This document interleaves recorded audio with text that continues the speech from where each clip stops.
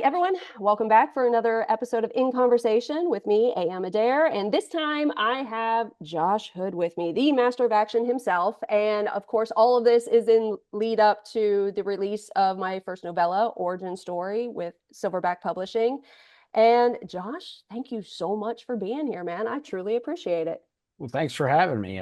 It's interesting and fun to be on the other side, being the one asking the questions instead of having to answer them. Well, I still give you full reign to do whatever you like. And I know that's probably dangerous territory, but I think it keeps things interesting.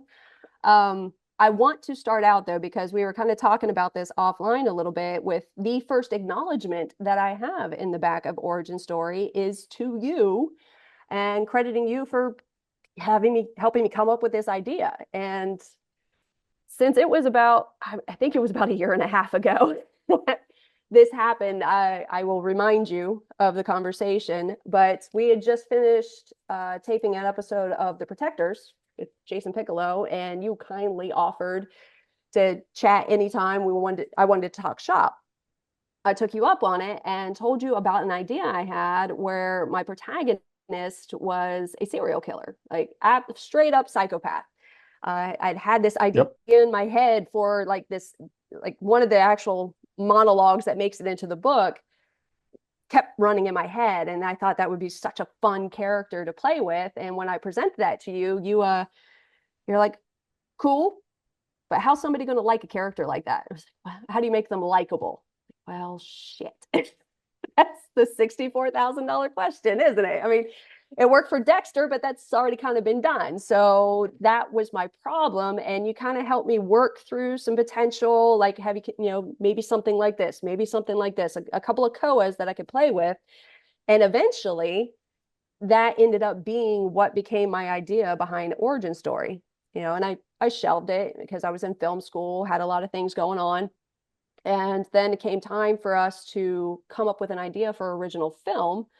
And I dusted that idea off. And as a pantser, this was truly traumatic for me, but I had to write an outline for an original movie. And Mm. that was painful, but ended up being very rewarding. But that outline became Origin Story. And then we shifted focus to television, and I couldn't let go of it. So that's what I used to make my novella. And so I went back, of course, and still did the script as well, because that's part of one of my assignments. But yeah, that's that kind of path. I can create a direct line back to you in that conversation, and helping me kind of figure out the methodologies I could potentially apply to make my psychopath protagonist a likable character.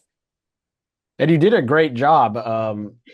You hear like you have like Victor, the assassin, you have some of these things, maybe like anti-heroes in the past. And anytime it's one of those things where you giving and taking advice is sometimes dangerous on both ends, right? Because you have a vision that you wanted to go to, and then somebody kind of what I call the good idea fairy. It's like, what about this? What about that? And you don't really know if it worked. But I remember being intrigued by the idea, and I don't know how much we could talk about the actual book itself because the way you pulled it off was pretty masterful. Um, Not wanting to give too much away, the book is about a serial killer. Yep.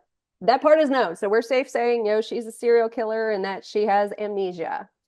Yeah, how about you tell us what we're allowed to talk about? All right. Because Well, I say it is about, I did use the an amnesia angle, and there is a question about whether or not the amnesia is real, but my serial killer is already in prison. So this is uh, the genesis of it. So has already been convicted of another crime. She ends up in prison, gets attacked, and then wakes up from a coma with no memory of who or what she is.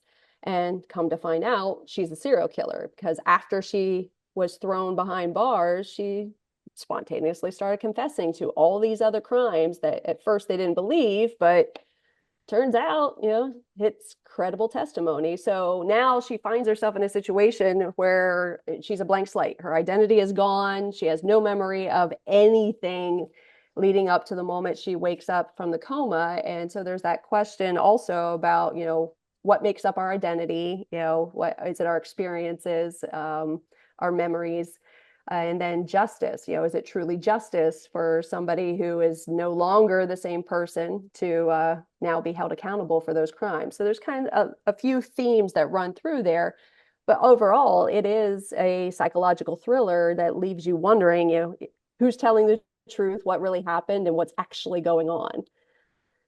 So But I love books that like challenge the way we think about things, that uh, establish things. So, the thing that I kept remembering was like, well, if you can't remember what you did wrong, like, how do you feel bad about it? And isn't that kind of what prison's about? Like, you're being punished every day and you think about this crime, but if you can't remember, you know, what does that mean?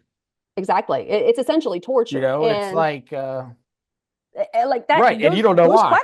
those questions are exactly the kind of questions I had to ask myself when I was writing it, which was a whole lot of fun. But like, perfect example, I hand the manuscript over to my editor and she starts asking me these questions. Well, when she wakes up, why didn't she ask about a family? Doesn't she ask about how old she is? And at first I was like, oh yeah, maybe that should have been a thing in there. But then I'm like, wait a minute, she's a You're in prison. psychopath. Yeah. But she's a psychopath. So, I had to two different things. Like, one, I had to think about, okay, what would be in long-term memory, those things that are just so ingrained to who you are, like you are as an individual, that no matter what happens to your memory, you still feel them and you still would perhaps long for them or wish for them. And then beyond that, if there's a psychopath who doesn't truly make connections, would they ever even have anything that was instinctual where they would long for something? So that's kind of the direction I went with the book, is I had to make some intuitive leaps, maybe some educated guesses about, okay, this person wakes up and they're a blank slate. If they didn't have any connections before that, they have no connections now. So there's nothing that's kind of tugging Hmm. at their memory, tugging at their subconscious initially, just because there was nothing truly there to begin with, if that makes sense.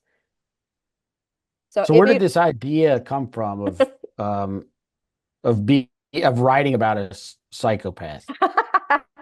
so I In many ways, a justified psychopath, but we all have the random thoughts of like, I'm going to run this lady over. And then like in the military thriller or the thriller genre, you have like, books like, Jack Carr's first book where it's this revenge type thing. mhm, And then, what is, Vince Flynn's first one? I'm drawing a blank. The American third Assassin. term limits, Oh, oh, um, oh. where they're killing people, bad people for good reasons. But this is a little different. Where did the idea, were you just having a bad day and or did you want to? Now, I actually, anytime I have the urge to throat punch somebody, it inevitably finds its way into my books, which I think you do the same. Like, anytime somebody's a jerk, like out in public, like, yeah, you're about to be a character. Um, but in this case, I like to read the BBC a lot, and Mhm. there was an article they had about female psychopaths, and of course, I click on it, and I was really fascinated by the idea behind they don't function the same way as we believe a psychopath should be. And that was where I got everything we know about psychopaths generally come from men who are already in prison. So what would a woman do? And why aren't there more women that find themselves in these situations? Is it because they're just not psychopaths, or that they just show it differently? They have like support groups, and then just listening to some of the Psychopath support groups? female psychopath support groups. They actually do like online forums, no kidding.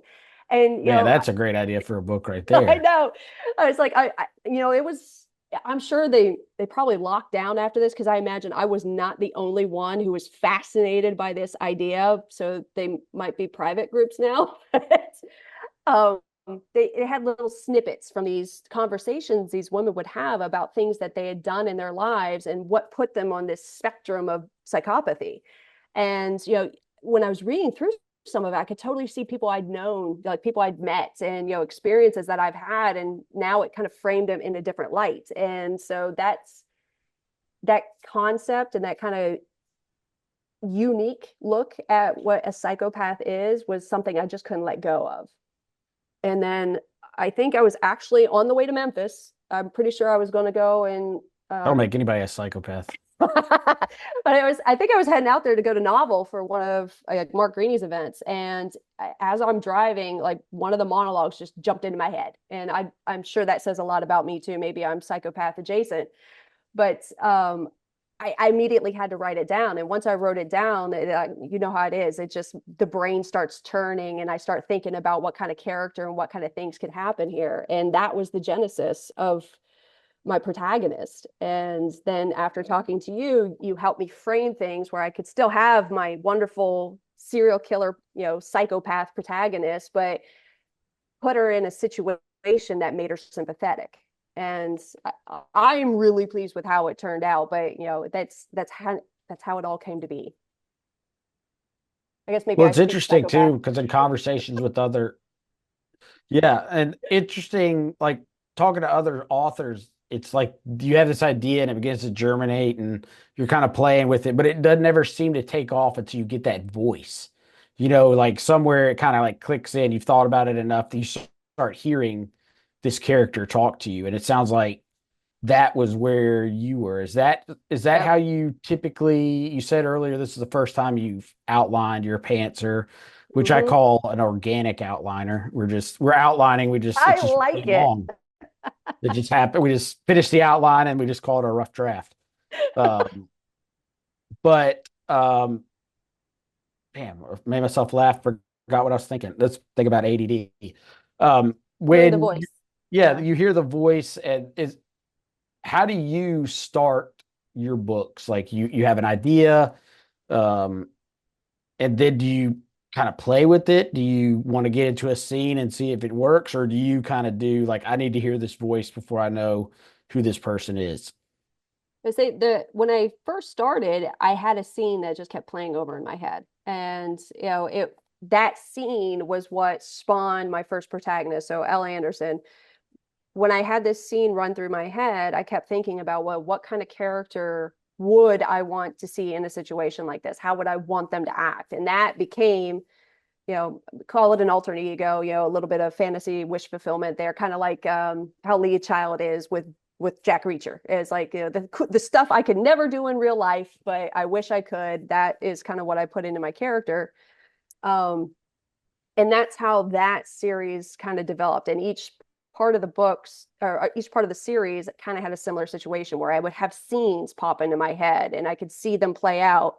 This was the first time I actually had a monologue pop in my Hmm. head. This like where I could hear the character speaking, and it would not go away until I wrote it down. And so like that notes function on my cell phone, it is gold because I lost so many ideas looking for a pen and paper. But if I finally broke down and just started using that notes app, man, I have so much stuff in there.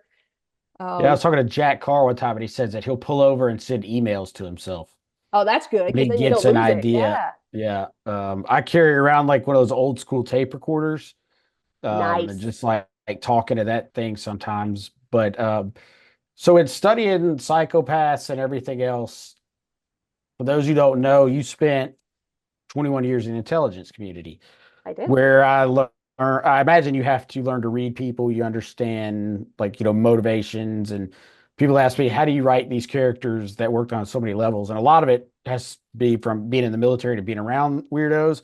But the other part is like being a cop is like you meet everybody and everybody's lying and you're just trying to figure out what's making them lie. Did you see any of that? And is that